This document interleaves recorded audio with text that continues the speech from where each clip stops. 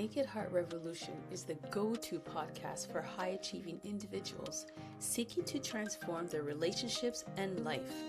Hosted by Jenny Bingham, an intimacy reset coach. Each episode explores emotional reconnection, personal growth, or business insight through expert guests sharing real stories and strategies. Whether you want to deepen your connection with your partner or elevate your business, this podcast delivers the tools and mindset shifts needed for lasting change. Subscribe to join the community focused on intentional healing and empowerment.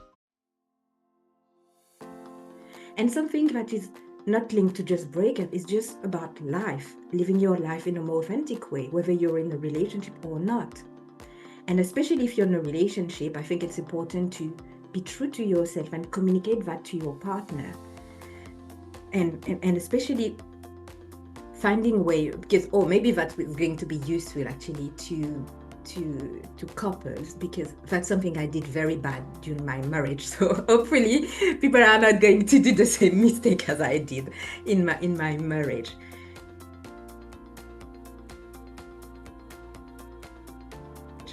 Because when you start actually communicating and understanding how you're changing and how you're evolving, what you need to let go of.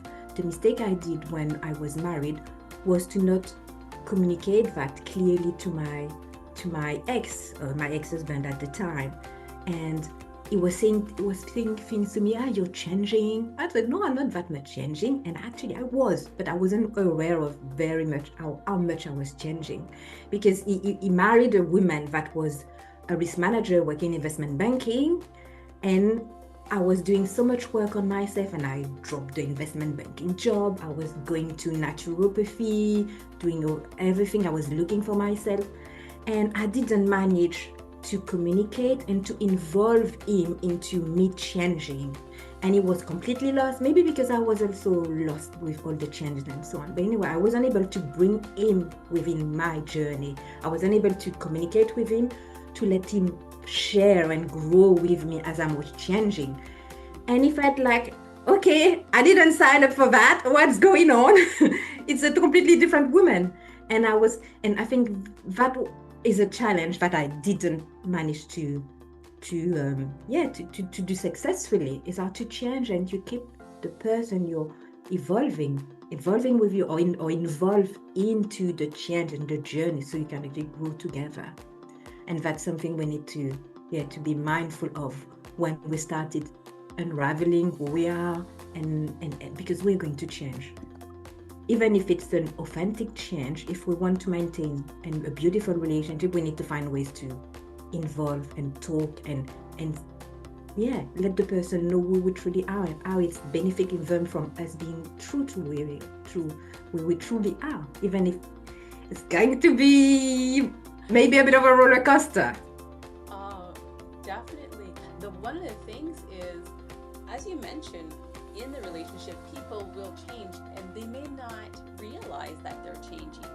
Sometimes it could be just, as you said, self-healing. Sometimes it could be a midlife crisis. Sometimes it could be just something from external or internal that evolves. I guess this is a topic that you also cover in your coaching, that you're helping them to be authentic to themselves, understand themselves, and reflect on the inside of them. Yes. So is there a age group that you are mainly helping out with this, understanding themselves better? Yeah, I tend to work with women over 30, like 30 to 50, 35 to 55. So that's the kind of age range that I normally work with, because the work that I do is actually quite deep, and it's also a bit spiritual. So I tend to attract women that are a bit more mature and ready to get into that type of work, because there's a big part about taking responsibility and to see taking responsibility for what you've done or what you've not done, what you've said, what you've not said, and taking responsibility for what you've created, in your previous relationship, and the fact that the relationship finished. So even though it's not about taking responsibility for everything, because sometimes women take to blame themselves a bit too much and take even responsibility that are not truly theirs, but it's about taking responsibility and growing. And there's a deep work about, okay, who I am. And when you're 20, 25, most of the women, you just need to experience life. You go from relationship, but not necessarily ready for that type of work. That's why I tend to attract women that are above 30 and 30, 35 and above. So so the work that I do is profound, because there's healing, there's forgiveness to yourself, there's a deep forgiveness to yourself, forgiveness to your exes also. So so I tend to attract women over 30, 45. But if the women who are in relationships apply this to themselves, then it will decrease, most likely dramatically, the chances of them having that breakup, having that separation, because understanding better and communicating that information better is a bonus all around. Yes, and also because part of what I do is about listening to your emotions and understanding what they're actually telling you, and not being just like completely overpowered by your emotion, and you start screaming or start doing or screaming, or even you start just like retreating, escaping. When fear comes up, sometimes you say things you shouldn't say, or you just like completely shut down. So it's about listening to whatever your emotions are telling you, because their emotions are messengers. They have things to tell you about your what I call your personal myth. Is the wrong story you've been telling yourself. Limiting story means you're telling yourself from your childhood. So when you're in a relationship, being able to listen to what your emotions are telling you and naming what is going on inside you, it's already a big plus. Because what you've named, okay, I'm feeling fear, and this is why I'm feeling fear, etc. You can communicate that to your partner, as opposed to just like shutting up or letting fear completely consume you. You're able to have a more, I think, mature communication about what is going on inside you, and getting out of the blame. Or you make me angry, or you make me this way, rather than okay, I'm feeling this way because now I understand it's linked to my childhood, it's my wound which is expressed. And you are able to have a more, I think, more interesting and more profound conversation about what is going on inside of you, basically. Well, one of the things I've heard is when women are going through so much stress, sometimes either they blame or blame themselves, or they go on a shopping spree to feel better, or other times it's eating certain foods to feel better. So are those maybe a couple of subjects that you might touch when you do your coaching or when you do your speech? Yeah, because for me it's about finding, how do you say that in English? Distractions.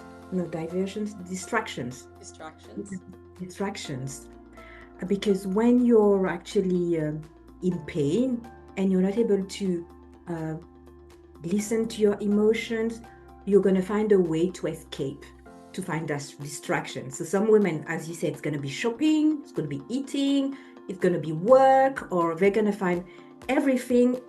They're going to find escape routes, so they don't have to actually look inside what is really going on and be with the pain, be with the emotions. That's a way just of escaping. When you're afraid, or you don't want to deal with whatever is going on inside you, you're going to put your attention outside. It could be in shopping, TV, whatever, work. It could even be exercise. There are even some ones that are good, but still, I think when you're escaping whatever is going inside of you, you're not actually dealing with the problem. So it's just a matter of time before it actually comes and bites you in the butt. I don't know if that's the English. that is how you say it. So you mainly speak in French then? Like your main language is French? Yes, it is. So that's why I need to to start speaking in English, and because sometimes things just come to my mind in images or in French, and sometimes I have to translate it in English, and it's not quite a kind of completely fluent yet. It will get better as I talk, but most of the time I'm speaking and thinking in French. So. Well, I understand you very well, very well. Thank you, thank you. Okay, so here's two things. One, I'll make this very simple. Si tu parles à personne, une femme, puis tu leur poses une question, plus spécifiquement, tu leur donnes des mots d'inspiration. Ça serait quoi leur mot d'inspiration, d'encouragement? Okay. You want me to do that in French or in English? In French first, and I'll re-ask the sentence in English. Ok. Donc, alors, un mot d'encouragement pour les femmes, mon Dieu, il y a tellement de choses à dire. Alors, en tout cas, pour moi, ce serait de leur dire ce que vous vivez, ce n'est pas pour rien. Ce n'est pas une punition. Ce que vous vivez qui est difficile, ce n'est pas une punition de la vie, parce que je crois profondément que la vie nous aime et nous aide à prendre conscience de ce qui a besoin de guérir. Même si parfois le chemin pour y arriver, le chemin de la guérison est parfois un peu difficile, mais ayez le courage de faire le mouvement intérieur, de revenir à l'intérieur de vous pour comprendre ce qu'il y a à guérir, parce qu'à l'intérieur de vous se trouvent des choses douloureuses, mais se trouvent aussi l'une des plus belles choses que vous puissiez trouver. C'est votre lien à vous-même, c'est votre pouvoir intérieur, c'est cette sérénité que vous allez trouver, c'est cet amour que vous allez trouver à l'intérieur. Tout ça, c'est à l'intérieur de vous. Parce qu'on dit beaucoup que l'extérieur est le reflet de l'intérieur. Et c'est vrai. Et à l'intérieur de nous se trouvent les outils pour retrouver notre pouvoir intérieur, notre sérénité, notre joie. Et parce qu'en fait, quand on passe notre vie à faire dépendre des autres, ce qui se passe à l'intérieur de nous, notre bonheur, etc., même s'il y a énormément de bonheur à partager des choses avec les gens, être en relation, etc., on n'en disconvient pas, mais le vrai pouvoir, il va être à l'intérieur de vous-même. Quand vous allez vous reconnecter à cette joie à l'intérieur de vous, à qui vous êtes. Et pour moi, ça, c'est l'un des plus beaux cadeaux qu'on puisse se faire, c'est de découvrir qui l'on est à l'intérieur et les cadeaux qu'on est venu offrir à ce monde. Et beaucoup, ça passe par l'intérieur. Alors, la vie nous supporte, la vie nous aide. Elle va mettre des personnes sur notre chemin pour nous aider, nous éveiller à qui nous sommes, nous éveiller à notre mission de vie, etc. Et nous accompagner, construire. Mais il y a un tellement beau voyage à faire à l'intérieur de soi. Et c'est là que se trouve, à mon sens, la véritable puissance, puisque c'est là où on va avoir les leviers qui sont les plus puissants. Parce qu'en fait, on n'a pas beaucoup de contrôle sur ce qui arrive à l'extérieur. Là où on a le maximum de contrôle, c'est comment on vit les choses, le sens qu'on choisit de leur donner et ce qui se passe à l'intérieur de nous. C'est notre jardin intérieur sur lequel on a du pouvoir. Et j'aime beaucoup cette métaphore de jardin intérieur parce que je crois fondamentalement que nous sommes amour. Et à l'intérieur de nous, il y a ce jardin d'amour, de paix, de sérénité qui est toujours là et qui est immuable et qui ne bouge pas.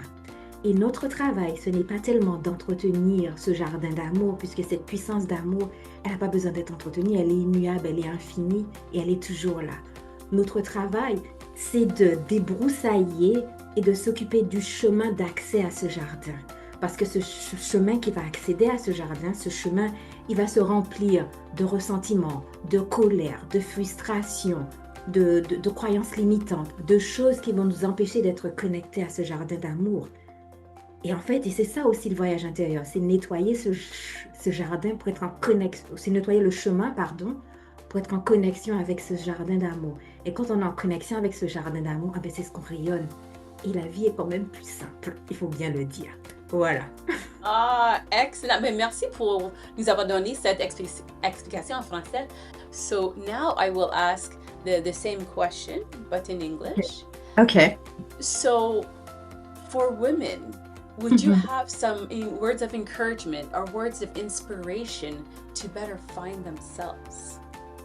Yeah, okay. So for women, what I would like to tell them is that there are solutions. There are things are coming to my mind differently in English, but I'm going to go for it. It's good.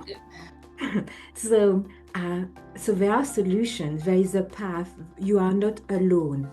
Often when we're in pain, we think we're alone, but you are not alone. I to believe that we have spiritual guides. There's like the universe is actually trying to help us to heal, to be happy, to be fulfilled. And a lot of that help, we're able to access it when we turn inward and we start looking inside what is going on. Because it's inside that we will find the true keys, the most powerful keys to to find serenity, to find our true power, to understand what is going on. Because we don't have control, or we almost have no control of what is going on outside. But what we do have control is how we choose to react to things, the meaning we choose to give to the experiences and whatever is going on outside, and how we feel inside. Because we have control on where we decide to put our attention. We know where we put our attention, there's energy flows, and this is where we put power. So if I choose to put my attention inside, on the peace which is inside me, on the truth which is inside me, that's what I keep growing and giving energy to me, to me being connected to my inner power. And that's where we find answers about who we are, about how we can help ourselves, how we can help others, and there's a lot of power in the connection to actually who we truly are inside. And that's why I always said, I often say to women, connect to inside. And can be very simple. Relax the belly, breathe, relax the belly, connect to the heart. And it can be simple as just breathing in and hard through the heart. Like heart focus breathing. You breathe and you imagine that the air is going in and out of your heart or your chest. And that's a way to reconnect. It can be simple as that, to start like breathing and connecting with an intelligence and intuition, which is connecting to our heart.